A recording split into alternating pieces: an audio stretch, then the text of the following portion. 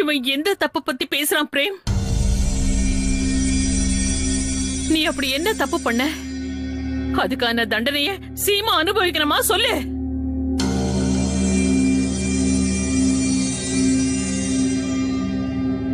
எதுக்காக இப்படி கல்லு மாதிரி நிக்கிற? நான் உன்கிட்ட தானே கேக்குறேன் பிரேம் கண்ணா, பதில் சொல்லு பிரேம். உன்னோட மௌனத்தாலேயே இதையுமே வெடிச்சிரும் போல இருக்க.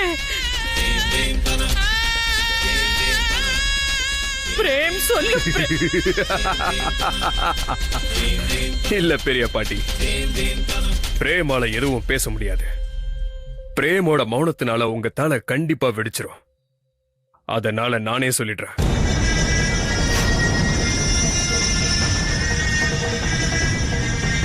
அது என்னன்னா, நேத்து ராத்திரி தான் வீட்டுல இருக்கிறவங்க நடுத்தருல நிக்க கூடாதுங்கிறதுக்காக நான் கொடுத்த வாய்ப்பை பயன்படுத்திக்கிட்டான்.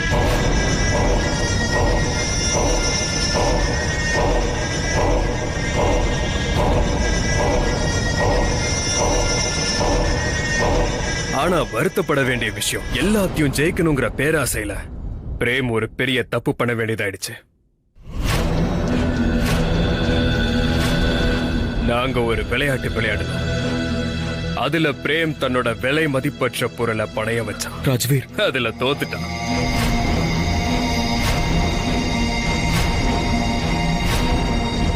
ஆனா பிரேம் என்ன பந்தய வச்சாங்கிறத இவனால சொல்ல முடியாது. ஆனா இந்த விஷயத்தை தெளிவுபடுத்த வேண்டியது எனக்கு ரொம்ப முக்கியம். ஏன்னா நீங்க யாரும் என்ன தப்பா நினைச்சிடக்கூடாதுல்ல. விவரமா சொல்லணும்னா, பிரேம் சீமாவை பணைய வச்சு அந்த விளையாட்டுல என் கூட தோத்துட்டான்.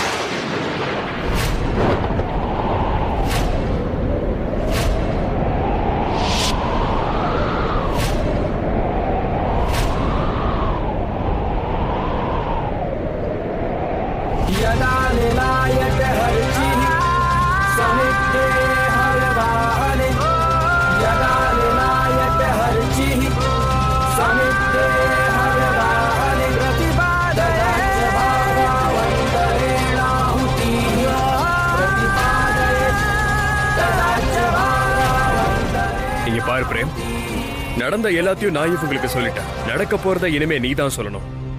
எப்படி பார்த்தாலும் சீமா உன்னோட மனைவி. சீமாவோட எதிர்காலத்தை பத்தி நீ எடுத்திருக்கிற முடிவு குறைஞ்சபட்சம் அதையாவது சொல்லு. நீ கொஞ்சம் வாய மூடுறியா பிரேம்? இவ என்ன உளறிட்டு இருக்கா? நீ சீமாவை பந்தய வச்சியா?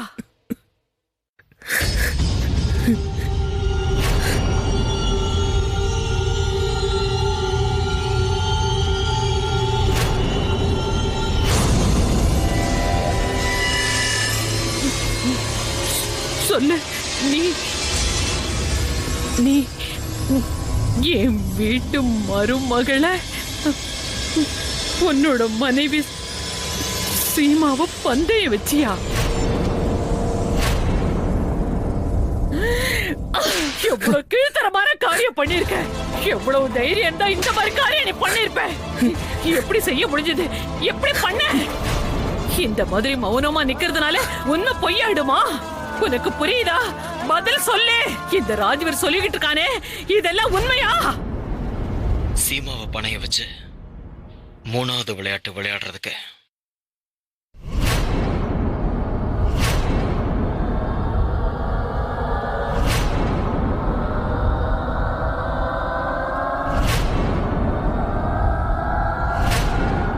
நான் தயாரா இருக்கேன்.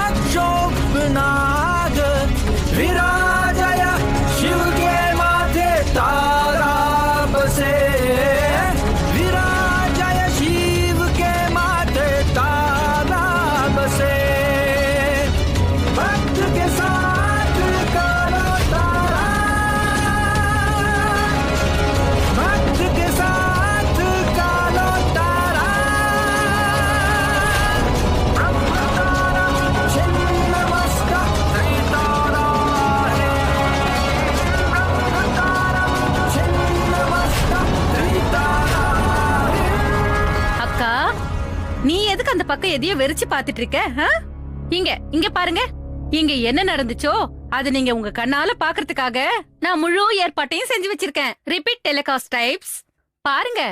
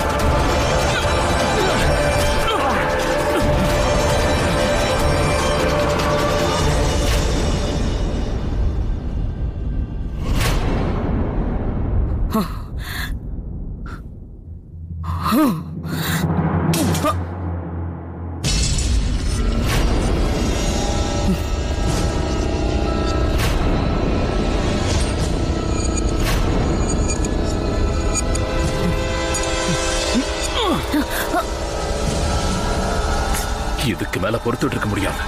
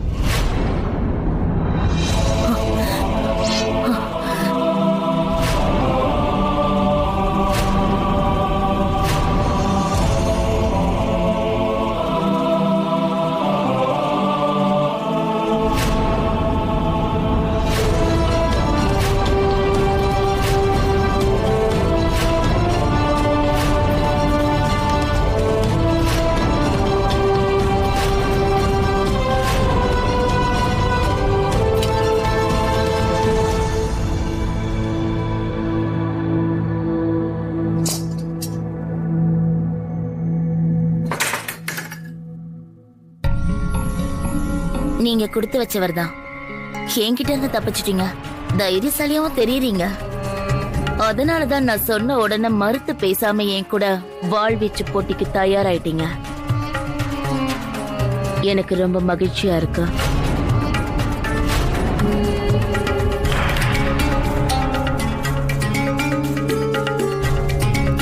ராஜகுமாரி, இவர் என்னுடைய சிறப்பான விருந்தாளி. இவரை விருந்தினர் அறைக்கு கூட்டிட்டு போங்க. அப்புறம் இவருக்கு அடிப்பட்ட இடத்துல மருந்து போட்டுவிட்டு இவருக்கு சேவை செய்யுங்க. சரிங்கம்மா. ஒரு நிமிஷம்,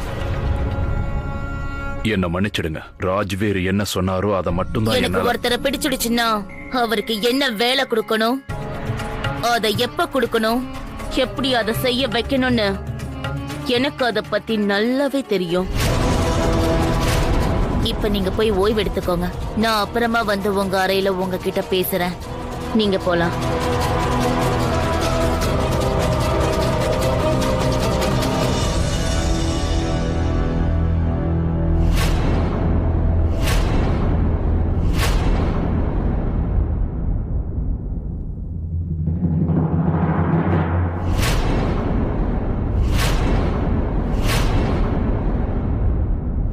உடனே வெளியே போங்க. அங்க ஜன்னல் கிட்ட யாராவது இருக்காங்களான்னு உடனே போய் பாருங்க. போங்க. சரிங்கம்மா.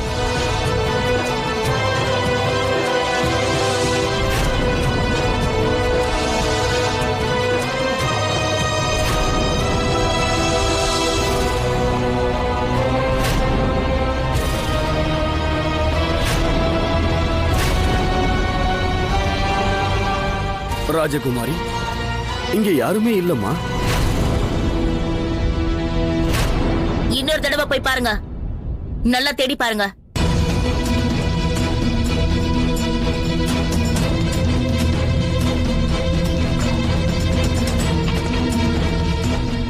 ராஜகுமாரி அம்மா, இங்க யாருமே இல்ல. இல்ல, யாரோ இருந்தாங்க.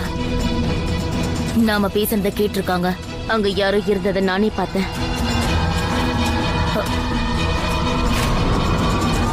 நான் தான் உங்களை அறைக்கு போக சொன்னல. நான் அப்புறமா வந்து உங்களை பார்த்து பேசுறேன். நீங்க போகலாம்.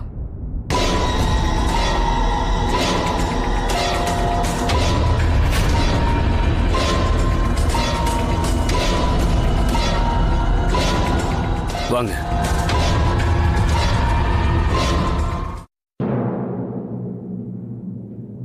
அக்கா அக்கா, பிரேம் எவ்வளவு பெரிய சந்தோஷமான விஷயத்தை செஞ்சுட்டான். அவன் சீமாவை மட்டும் இல்ல, உங்களுடைய வளர்ப்பு, உங்களோட சம்பிரதாயம் எல்லாத்தையுமே பணையம் வச்சுட்டான்.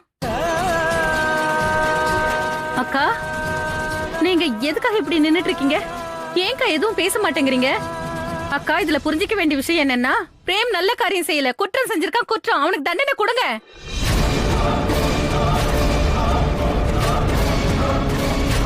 நீங்க தானே சொல்லுவீங்க தப்பு செய்யறவங்களுக்கு கண்டிப்பா தண்டனை கொடுக்கணும்னு.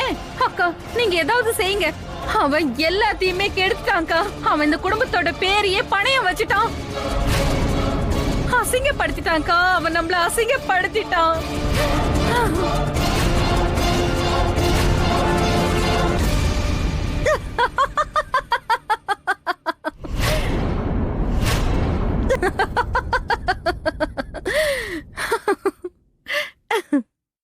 இதோ நீங்க இவனை நினைச்சு ரொம்ப பெருமைப்பட்டு இருந்தீங்க. ஆனா இவன் சரியான வெத்து பயலா இருக்கான். Flop, super flop.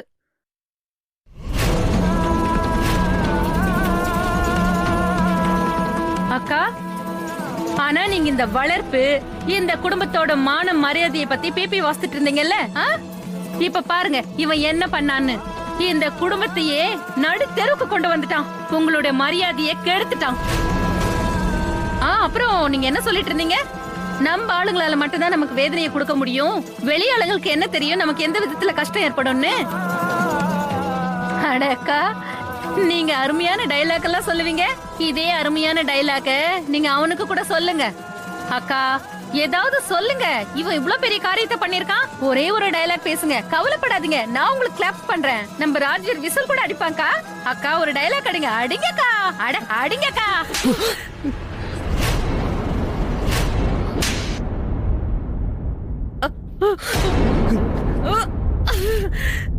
வேண்டாம் பெரியதே, வேண்டாம்.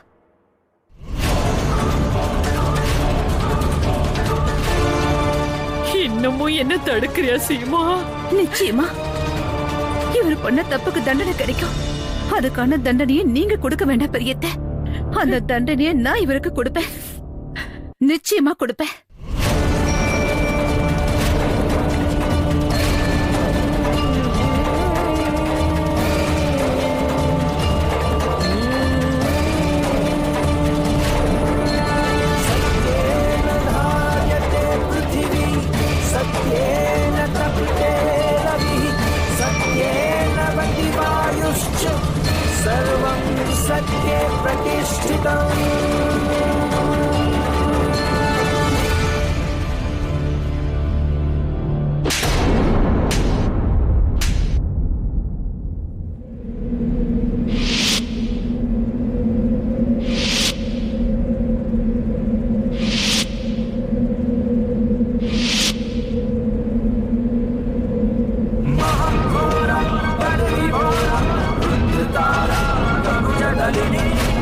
केशिनी तपोवेशिनी अट्टहासिनी